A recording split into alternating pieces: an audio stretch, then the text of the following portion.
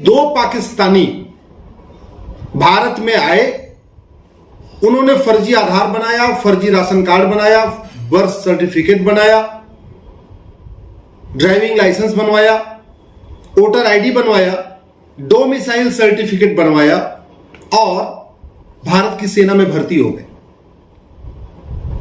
मैं बार बार कह रहा हूं, यह भ्रष्टाचार हमारे देश के लिए कैंसर जैसा है, सनातन धर्म के लिए कैंसर जैसा है। ये जो दोनों पाकिस्तानी आए हैं, इन्होंने पैसा दिया, आधार बनवा लिया, पैसा दिया, राशन कार्ड बनवा दिया, पैसा दिया, बर्थ सर्टिफिकेट बनवा लिया, पैसा देके ड्राइविंग लाइसेंस बनवा लिया, पैसा देके वोटर आईडी बनवा लिया, पैसा देके डोमिसाइल सर्टिफिकेट बनवा लिया, और क्या पता बाद में पैसा देके सेना में भर्ती हो गए होंगे, क्योंकि सेना में भी 5 से 10 लाख रुपए देके सिपाही की भर्ती होती है, माली की भर्ती होती है। सिपाही जो सेना में नीचे लेवल की जो भर्तियां होती हैं, वहां पैसा चलता है। सीआरपीएफ में पैसा चलता है भर्ती में, बीएसएफ में पैसा चलता है भर्ती में, पुलिस में पैसा चलता है भर्ती में, और अब तो सेना में भी चलता है। इस भ्रष्टाचार का ही कारण है कि पाकिस्तान के ही नहीं, बांग्लादेश और म्यांमार के लोग भी भारत में आते हैं। बांग्लादेशी घुसपैठिए भी बॉर्डर पे 2000 रुपए देते हैं, अंदर घुस जाते हैं। अंदर आते हैं, 2000 रुपए में राशन कार्ड बनवा लेते हैं, 2000 रुपए में आधार बनवा लेते हैं, 3000 रुपए में ड्राइविंग लाइसेंस बनवा लेते हैं, 2-3 हजार रुपए में डोमिसाइल सर्टिफिकेट बनवा लेते हैं, 2-3 हजार रुपए में वोटर आईडी बनवा लेते हैं। रोहिंग्या घुसपैठिए भी यही कर रहे हैं। भारत के अंदर जो मजारें बनती हैं, थानेदार को 1 लाख रुपए एडवांस में दे देते हैं, वो कहता है ठीक है जाओ रातों रात मजार बना लो। थानेदार को 1 लाख रुपए दे देते हैं, बोलते ठीक है जाओ रातों रात दरगाह बना लो। जासूसी का मूल कारण भ्रष्टाचार है। पैसे के लिए लोग जासूसी कर रहे हैं,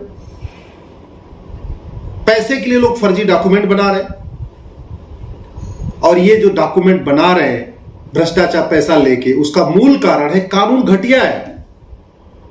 सिंगापुर में फर्जी डॉक्यूमेंट बनाने पे आजीवन कारावास और फांसी की सजा होती है। अगर आपने सिंगा का डोमिसाइल सर्टिफिकेट किसी को फर्जी बना के दे दिया, कम से कम 50 साल की सजा और फांसी का भी प्रावधान है। हमारे देश में पिछले 75 साल से करोड़ों फर्जी डॉक्यूमेंट बन चुके हैं, करोड़ों। फर्जी आधार, फर्जी राशन कार्ड, फर्जी ड्राइविंग लाइसेंस, फर्जी पासपोर्ट, फर्जी वोटर आईडी। आज तक किसी को सजा ही नहीं हुई। सजा नहीं हुई इसलिए सब फर्जीवाड़ा चलता जा रहा है। मैं आप लोगों से निवेदन करता हूं, दल गुलामी छोड़िए, नेताओं की चमचागिरी छोड़िए,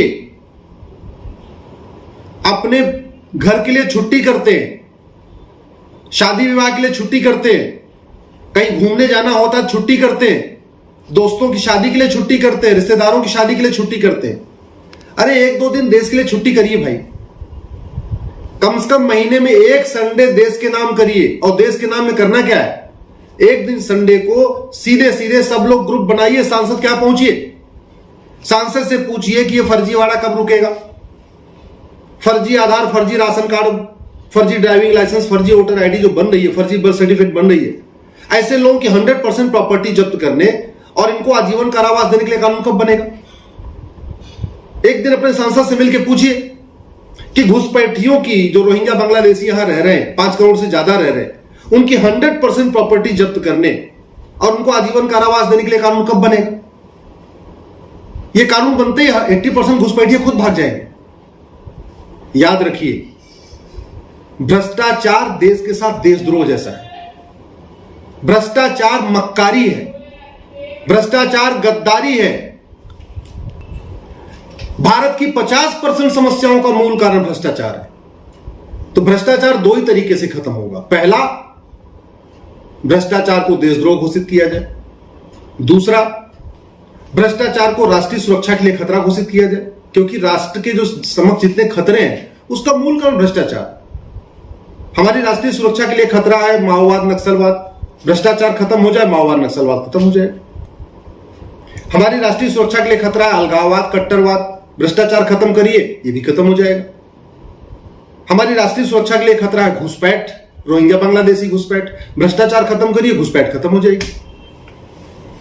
हमारी राष्ट्रीय सुरक्षा के लिए खतरा है, देश के साथ जो जासूसी लोग करते हैं। जासूसी किस लिए करते हैं? पैसे के लिए करते हैं। भ्रष्टाचारियों को फांसी देने के लिए कानून बनाइए, जासूसी बंद हो जाएगी। आखिर जो समस्याएं भारत में है वो सिंगापुर में नहीं है, उसका मूल कारण है उनका कानून अच्छा है। जो समस्याएं भारत में है, आखिर चीन में कोई घुस के फर्जी डॉक्यूमेंट क्यों नहीं बनवा लेता? आखिर चीन में कोई घुस के चीन की सेना में भर्ती क्यों नहीं हो जाता, जैसे भारत की सेना में लोग भर्ती हो जा रहे हैं? ये रोहिंग्या बांग्लादेशी घुसपैठिए चीन में क्यों नहीं चले जाते? अमेरिका क्यों नहीं चले जाते? सिंगापुर क्यों नहीं चले जाते? भारत में क्यों आते? क्योंकि यहां हमने झूठे मानवाधिकार के नाम पे घटिया कानून को जिंदा रखा हुआ है, घटिया कानून को कंटिन्यू किया हुआ। ये कानून बदलने के लिए जरूरी है, पहले जो घटिया कानून खत्म हो। इसलिए मैं बार बार डिमांड कर रहा हूं, अपने अपने सांसदों से मिलकर पूछिए 1950 से पहले बने कानून कब खत्म होंगे? अब तो संसद भवन भी नया बन गया है। जब नया संसद भवन बन गया है, अंग्रेजों का संसद भवन खत्म हो गया है, तो अंग्रेजों का कानून क्यों चल रहे हैं? क्यों नहीं 1950 से पहले बने सारे कानूनों को खत्म हम कर रहे हैं?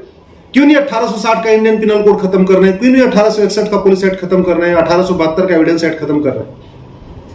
एक बात याद रखिए, डॉक्टर की बातों से बीमारी ठीक नहीं होती है, डॉक्टर की अच्छी दवा से बीमारी ठीक होती है।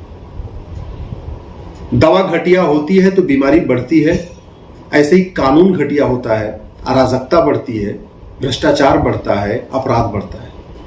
और ऐसी कोई बीमारी नहीं जिसकी कोई दवाई नहीं, ऐसी कोई समस्या नहीं जिसका कोई समाधान नहीं। अगर जो समस्याएं भारत में है वो चीन में नहीं है, तो इसका मतलब कानून बना के उनको भारत में खत्म किया जा सकता है। जो समस्याएं भारत में है वो सिंगापुर में नहीं है, इसका मतलब सिंगापुर वाला कानून अगर भारत में लागू कर दें तो भारत में भी प्रॉब्लम खत्म हो जाएगी। जो समस्याएं भारत में है अगर अमेरिका में नहीं है, इसका मतलब अगर अमेरिका जैसा कानून भारत में बना दे तो समस्या खत्म हो जाएगी। और भारत राम की धरती है, कृष्ण की धरती है, महावीर की धरती है, बुद्ध की धरती है, परशुराम की धरती है, भगवान विष्णु की धरती है, भगवान शंकर की धरती है। इसके बावजूद यहां भ्रष्टाचार अपराध कम नहीं हो रहा। जापान में तो कोई भी देवी देवता नहीं पैदा हुआ, इसके बाद भी वहां ईमानदारी है, भ्रष्टाचार नहीं है। जापान में कोई धर्मगुरु महामंडलेश्वर शंकराचार्य नहीं है, इसके बाद भी वहां ईमानदारी है, भ्रष्टाचार नहीं है। इसका मतलब महामंडलेश्वर जगत गुरु शंकराचार्य, इससे भ्रष्टाचार का संबंध नहीं है। भ्रष्टाचार खत्म होता है कानून से, नेताओं से नहीं, बतौलेबाजी से नहीं, भाषणबाजी से नहीं, तू मैं से नहीं, आरोप प्रत्यारोप से नहीं। भ्रष्टाचार खत्म होता है कानून से। 100 रुपए से बड़ी नोट बंद हो जाए, 5000 रुपए से महंगे सामान का कैश लेन देन बंद हो जाए, 50,000 रुपए से महंगी प्रॉपर्टी को आधार से लिंक कर दिया जाए, और जिसके पास आय से अधिक संपत्ति मिले, बेनामी संपत्ति मिले, वो 100% जब्त करके उसको आजीवन कारावास, फांसी के लिए कानून बनाया जाए, भ्रष्टाचार खत्म हो जाएगा। अगर आप मेरी बात से सहमत हैं, इस वीडियो को 10 लोगों को जरूर फॉरवर्ड करिएगा।